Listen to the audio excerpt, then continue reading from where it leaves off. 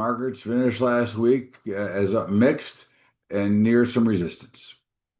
What's up, everybody? Welcome aboard to Bubba's Day Update for Monday, August the 3rd. Yes, we're in August. Well, we gapped higher overnight, and right now everything's higher, but the Nasdaq is starting to get very close to pushing lower on the day. The Dow is still up pretty sharply. Russell's kind of mixed, and the S&P is up 35. So, but the Nasdaq is on the verge. First of all, it's on its overnight low right now as we speak, and it just turned negative on the day. So we'll see what happens. Again, I think we're at resistance. I think the Nasdaq has showed us it's weaker. I think the key level to watch in the S&P is 75.64, 65, somewhere in that area. If we fail there, I think we're going lower.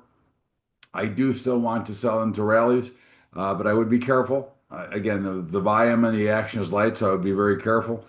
So again, we'll have to see how these earnings play out, have to see how the rest of the markets play out. In the meantime, the dollar did get hammered. Of course, if you look at the end, you'll see that there was some intervention, so that did put some pressure on the dollar.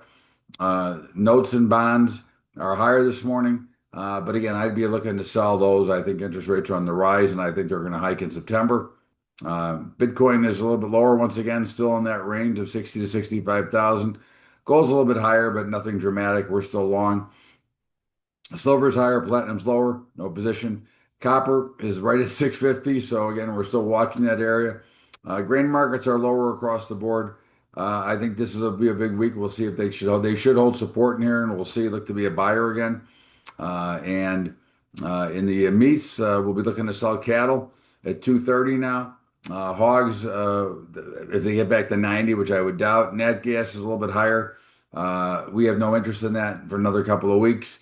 And of course, crude is getting smacked, which is what we thought would happen, which is why we had to sell it at 84 on Friday. It's now down to 80. Actually 79.25, down over $6. So look, at the end of the day, be careful. Remember our daily trade finder, our sponsors, Trader Brokerage, Capital Trading Group, the Joy of Mom, and our high school program. Have a great day, everybody. We'll see you tomorrow with another Bubba's Daily Update.